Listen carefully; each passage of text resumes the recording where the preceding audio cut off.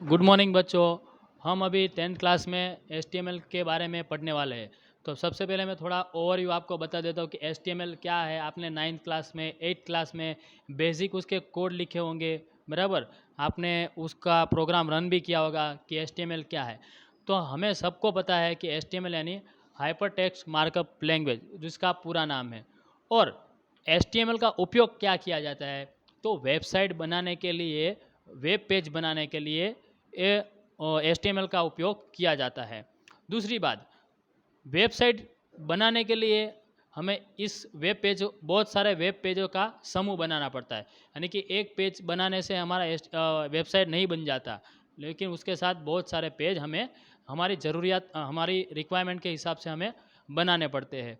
और दूसरी बात, इंटरनेट के साथ अगर हमारा कंप्यूटर जुड़ा है तो हम बहुत सारे वेबसाइट खोल सकते हैं।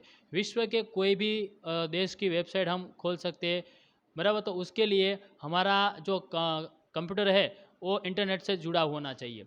दूसरी बात, इंटरनेट के माध्यम से ये WWW आपको यहाँ पे दिख रहा है, यहाँ पे देखो, आपको यहाँ पे दिख रहा है WWW, बराबर। उसका पूरा नाम है वर्ल्ड वाइड वेब। तो बच्चों, हम देखते हैं कि जिसे हम वर्ल्ड वाइड वेब पद्धति अस्तित्व में है, बराबर। तो वर्ल्ड वाइड वेब क्या है, देखो, WWW, अथवा संक्षेप में उसे वेब भी कहते हैं।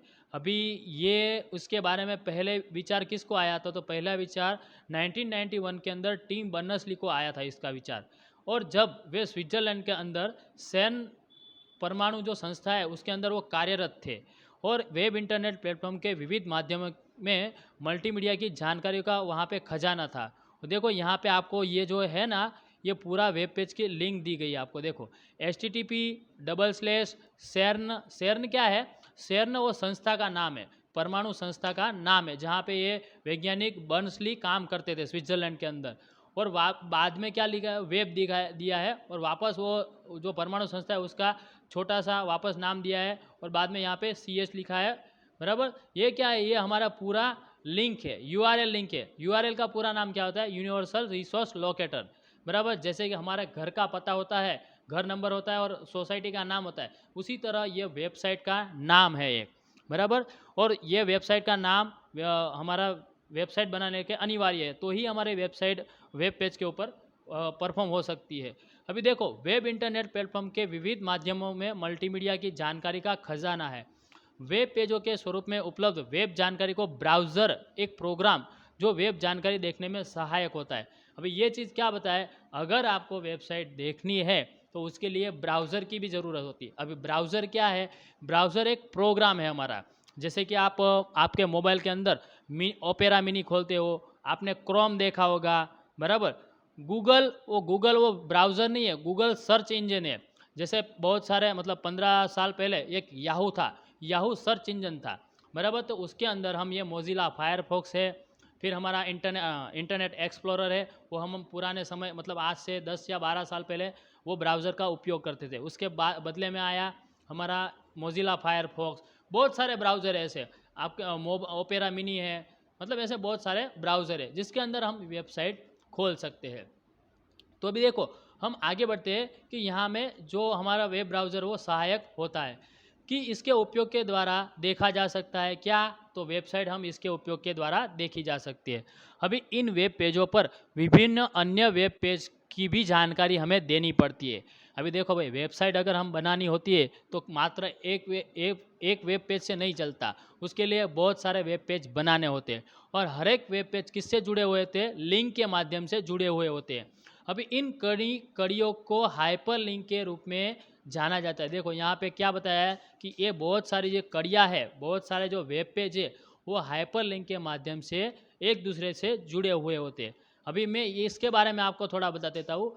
आपने कोई भी वेबसाइट खोली होगी, न्यूज़ की या तो फिर मल्टीमीडिया की कोई भी वेबसाइट आपने खोली होगी, जिसके ऊपर आपने वेब पेज का विज़िट किया होगा, कि अगर एक वेब पेज आप बनाते हो, खोलते हो, सॉरी बनाते नहीं, वेब पेज आप कोई भी खोलते हो, बराबर, उसके वहाँ पे एक लिंक घूमती रहती है, या तो फिर जो वेबसाइट के आपको मेनूज़ दिए गए होते हैं, होम मेनू, अबाउट मेनू, बराबर, उसके ऊपर अगर आप क्लिक करते हो तो वो तुरंत आपका दूसरा पेज खुल जाता है। बराबर। तो ये क्या है कि ये वेबसाइट के ऊपर एक दूसरे पेज एक दूसरे पर निर्भर होने के लिए हाइपर लिंक के माध्यम से उसे ज्वाइन किए जाते हैं। पर उसमें क्या क्या होता है देखो, तो उसके अंदर इस संपूर्ण प्रक्रिया को हाइपर लिंक के साथ जुड़ना कहते हैं। शब्द लिखित जानकारी होती है, चित्र होते हैं, आकृति होती है और किसी भी अन्य जानकारी को भी हाइपर लिंक स्वरूप में जोड़ा जा सकता है। अभी हाइपरलिंक को वेब पर सीधे ही प्रस्तुत नहीं किया जा सकता। देखो भाई, एक दूसरी चीज़ है कि हाइपरलिंक को सीधा वेब ब्राउज़र के ऊपर प्रस्थापित नहीं किया जा सकता। तो उसके लिए एक वेब पेज के द्वारा दर्शाया जाता है। यह बताने के लिए हाइपर टेक्स्ट मार्कअप लैंग्वेज, संक्षिप्त में HTML की ज़रूरत हमें पड़ती है। किसकी ज़रूरत पड़ती है? HTML की, हाइपर टेक्स्ट मार्कअप लैंग्वेज की ज़रूरत हमें पड़ती है। अभी देखो, इसके लिए हमें क्या करना होगा, तो देखो, एक भाषा मानी जाती है, बराबर। HTML एक मानक भाषा है जो वेबसाइट बनाने के लिए उपयोग की जाती है। तो उसके अंदर वेब पेज का वर्णन किस तरह से होता है वो मैं आपको बताता हूँ कि HTML वेब पेज के शीर्षक, मुख्य मुद्दे, तालिका, चित्र इत्यादि जैसा लेखन प्रस्तुत करने की दस्तावेजी भाषा है। मतलब HTML क्या है कि HTML वेब पेज के शीर्षक, मुख्य मुद्दे, तालिका, चित्र इत्यादि जैसा लेखन प्रस्तुत करने की एक दस्तावेजी भाषा है। मतलब एक ढांचा है। वेब पेज बनाने के लिए एक HTML हमारा ढांचा है, जिसके अंदर हम भाषा के उपयोग द्वारा लिखी गई प्रत्येक लिखावट को सभी इंटरनेट ब्राउज़र में स्वीकार कर सकते हैं। अभी ऐसा नहीं होता कि अगर हम एक ही ब्राउज़र के लिए ये कर सकते हैं। हम जो HTML कोड लिखते हैं वो दूसरे ब्राउज़र के अंदर भी हम उसको खोल सकते हैं, उसके अंदर भी वो ओपन हो सकता है। अभी हम आगे बढ़ते हैं बच्चों कि HTML एक प्रकार की मार्कअप भाषा है। क्या है? HTML एक मार्कअप भाषा है। मार्कअप भाषा कुछ निश्चित संज्ञाओं का समूह है। निश्चित संज्ञा यानी क्या कि जैसे आप मैथ्स के अंदर बहुत सारी संज्ञाएं आती है, साइन थीटा, कोस थीटा, बराबर, अलग अलग चिन्ह आते हैं, बराबर, वर्गमूल है, घन है, बराबर। तो उसी तरह HTML लैंग्वेज के अंदर निश्चित संज्ञाओं का समूह होता है जिसे हम टैग कहते हैं, बराबर। निश्चित संज्ञाओं का समूह जिसे हम टैग बोलते हैं। टैग यानी क्या?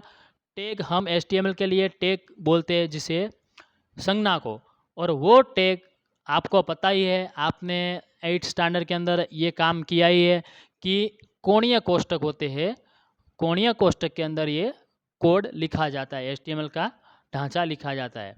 तो जो वेब पेज की लिखावट है उसको कैसे प्रस्तुत करना है उसके बारे में अतिरिक्त जानकारी वेब जानकारी के अलावा देता है। HTML फाइल एक ऐसी टेक्स्ट फाइल है जिसमें वेब जानकारी के साथ साथ टेक्स्ट स्वरूप में अतिरिक्त फॉर्मेटिंग मार्कअप जानकारी भी होती है, बराबर। मतलब उसके अंदर ऐसा नहीं कि जो फॉर्मेट है खाली ढांचा है, ढांचा ही हो सके, उसके अंदर एक्स्ट्रा जानकारी भी होती है। जैसे कि आप वेब पेज के अंदर कमेंट देते हो तो कमेंट भी होती है उसमें बहुत सारी। अभी देखते हैं फाइल हम अतिरिक्त फॉर्मेटिंग मार्कअप जानकारी होती है। HTML अति प्रचलित मार्कअप भाषा है और उसमें टैग का निश्चित समूह होता है। टैग का निश्चित समूह। अभी ये जो HTML कोड है वो कोई एक टैग से तो नहीं बनता हमारा, उसमें बहुत सारे टैग का उपयोग किया जाता है, बराबर। बहुत सारे टैगों का समूह होता है। HTML भाषा SGML standardize general markup language में से अविरत हो रही है, बराबर। कहाँ से आइए, इसका उद्भव कहाँ से हुआ है? तो HTML से HTML का उद्भव हुआ है। 1986 के अंदर अंतर्राष्ट्रीय मानक संस्था ISO द्वारा मशीन पढ़ सके उसी प्रकार के दस्तावेजों के आदान प्रदान की सुविधा के लिए तैयार की गई है, बराबर। सभी मशीन ये भाषा पढ़ सके इसके लिए ये ISO मानक संस्था है जिसने ये HTML कोड को मान्यता प्रदान की गई है। इसके कारण क्या है कि सभी मशीन उसे ये HTML भाषा को पढ़ सके, बराबर। इसके पहले हमने क्या देखा कि HTML से HTML का उद्भव हुआ है, बराबर। अभी आगे बढ़ते हैं कि इसी प्रकार HTML कोड को ब्राउज़र द्वारा वेब पेज पर दर्शाई जाने वाली हर एक जानकारी को प्रस्तुत करने में सहायक टैग का संयोजन है। इसी प्रकार के आधार स्तंभ रूपी कोड के बिना वेब पेज की जानकारी दर्शाना असंभव है। इससे वेब पेज तैयार करने और उनका अर्थघटन करने प्रस्तुत करने के लिए HTML कोड लिखना हमें अनिवार्य है। देखो भाई, अभी वेब पेज अगर हमें बनाना है तो उसका जो ढांचा है, जो फॉर्मेट है, उसके हिसाब से हमें ये उसके अंदर HTML कोड लिखना अनिवार्य है। अभी हम देखते हैं एक सामान्य HTML दस्तावेज। आइए हम देखते हैं कि एक सामान्य HTML दस्तावेज किस तरह से लिखा जाता है। तो देखो बच्चों, आपके यहाँ पे एक सामान्य HTML दस्तावेज लिखा गया है। सबसे पहले हमें क्या देखना है, तो हमें रेनबो HTML कोड के माध्यम से हमें बताना है। देखो, ये रेनबो के बारे में 2 पैराग्राफ दिए गए हैं यहाँ पे। रेनबो के बारे में 2 पैराग्राफ आपको यहाँ पे दिए गए हैं। अभी आपको यह जो जानकारी है उसको HTML कोड के अंदर लिख के उसका परिणाम तैयार करना है। तो उसके अंदर आप HTML कोड कैसे तैयार करोगे, तो देखो यहाँ पे मैं आपको समझा देता हूँ। तो देखो, उसके लिए HTML कोड इस तरह से लिखा जाता है। तो सबसे पहले ये ढांचा है सिंपल HTML कोड का। तो यहाँ पे लिखा है HTML टैग कोणीय कोष्ठक के अंदर। भाई ये चीज़ मैं दोबारा रिपीट नहीं करूँगा, क्योंकि एक ही बार ढांचा मैं समझा देता हूँ, बाद में आपको हर एक चीज़ बॉडी टैग और हेड टैग के अंदर लिखी जाती है, बराबर। अभी देखते हैं, ये हमारा हेड यानी कि हेडर पार्ट ओपन हुआ। बाद में हमारा टाइटल, यानी कि हमारे वेब पेज का टाइटल क्या रहेगा, अबाउट रेनबो। हम किसके बारे में लिख रहे हैं, रेनबो के बारे में। तो आपका जो पेज आपको आउटपुट में दिखेगा वो पेज का टाइटल होगा अबाउट रेनबो। फिर टाइटल टैग यहाँ पे क्लोज हो चुका है। देखो, हर एक टैग को क्लोज करने के लिए एक स्लैश लाइन का उपयोग किया जाता है। यहाँ पे टाइटल टैग क्लोज करने के लिए स्लैश लाइन का उपयोग किया गया है, बराबर। तो यह हमारा यहाँ पे टाइटल टैग क्लोज हो चुका। अभी हम हेड टैग क्लोज कर सकते हैं, बराबर। हेड टैग भी यहाँ पे हम क्लोज कर सकते हैं। तो यहाँ पे देखो, हेड टैग हमारा क्लोज हो गया। अभी जो हमारा मेन कंटेंट लिखना है वो बॉडी पार्ट के अंदर लिखना है। कौन से पार्ट के अंदर लिखना है, बॉडी पार्ट। तो देखो, बॉडी पार्ट के अंदर हमें सबसे पहले हेडिंग लिखना होगा। तो हेडिंग क्या है, हेडिंग हमारा है रेनबो। देखो यहाँ पे हमने हेडिंग दिया है रेनबो, बराबर। किसके बारे में, रेनबो के बारे में। ये हमने टाइटल दिया, पेज का टाइटल, बराबर। जैसे हम कोई भी नोट बनाते हैं तो नोट में सबसे पहले जो जैसे कि लिखते हैं हम मेरा प्रिय पक्षी मोर, बराबर। तो वो क्या हुआ, हमारा पेज का टाइटल हुआ, निबंध का टाइटल हुआ। बाद में हम पॉइंट बनाते कि मोर हमें क्या देता है, मोर हमें कहाँ देखने को मिलता है, तो उसके बारे में हम नीचे लिखेंगे। उसी तरह यहाँ पे एक फॉर्मेट बनाया गया है आपका। तो देखो यहाँ पे दिया गया है H1 यानी कि हेडिंग 1 आपका रेनबो। फिर हमें पी टैग किसके लिए उपयोग होता है, पैराग्राफ बनाने के लिए पी टैग उपयोग किया जाता है। ये आपने 8 क्लास में भी पढ़ा है कि पी टैग का उपयोग कहाँ होता है। तो रेनबो कंसिस्ट ऑफ 7 कलर, यानी कि रेनबो के 7 कलर होते हैं। कलर्स के अंदर वायोलेट, इंडिगो, ब्लू, ग्रीन, ये 7 रंग होते हैं, बराबर। ये 7 रंग इंद्रधनुष के अंदर होते हैं, आपको पता है, बराबर। हमने ये पहला पैराग्राफ लिख लिया, यहाँ पे पी टैग हमारा क्लोज हो गया। दूसरा पी टैग हमारा ओपन किया, यानी कि दूसरा पैराग्राफ हम लिखेंगे इसके लिए। तो दूसरा पैराग्राफ हमने लिख दिया है यहाँ पे 4 लाइन का। बाद में पी टैग क्लोज हुआ, बाद में बॉडी टैग क्लोज, बाद में HTML टैग क्लोज, बराबर। तो इस तरह ये सिंपल HTML डॉक्यूमेंट तैयार किया जाता है, बराबर। तो इसका परिणाम हमें क्या मिलेगा, तो इसका परिणाम हमें देखते हैं यहाँ पे इस तरह से मिलना चाहिए। इस तरह से हमें इसका परिणाम मिलना चाहिए। तो देखो बच्चों, मैं आपको HTML टैग का ये जो हमने कोड लिखा, सिंपल कोड, बराबर, उसका मैं आपको परिणाम दिखा देता हूँ। जैसे हमने लिखा है उसी तरह उसका आपको रिजल्ट भी मैं बता देता हूँ। तो देखो, मैंने यहाँ पे रेडी किया है टेस्ट कॉपी, बराबर। ये मैं आपको कोड सबसे पहले दिखा देता हूँ। देखो, ये मैंने खाली सिंपल बताया है, बराबर। ये खाली सिंपल, जैसे आपका रेनबो के बारे में किया है उसी तरह मैंने यहाँ पे उसकी जगह पे गुड मॉर्निंग ले लिया है टाइटल में। फिर हेडिंग में हमने हाउ आर यू ले लिया है, बराबर। तो देखते हैं हम इसका रिजल्ट हमें क्या मिलता है। तो देखो, सीधे सीधे ये पेज को हम डायरेक्टली ओपन कर देते हैं ब्राउज़र के अंदर, ओपन विथ आप कोई भी ब्राउज़र में खोल सकते हो। देखो फायरफॉक्स है मेरे पास, गूगल क्रोम है, इंटरनेट एक्सप्लोरर है, हम गूगल क्रोम में खोलते हैं तो मिल गया आपको। इस तरह से आउटपुट मिला आपको, बराबर। तो ये हमारा सिंपल HTML दस्तावेज तैयार किया गया है। अभी मैं आपको थोड़ा दूसरा एक्स्ट्रा दिखा देता हूँ। देखो ये हेडिंग वाला है, सॉरी ये हेडिंग वाला है।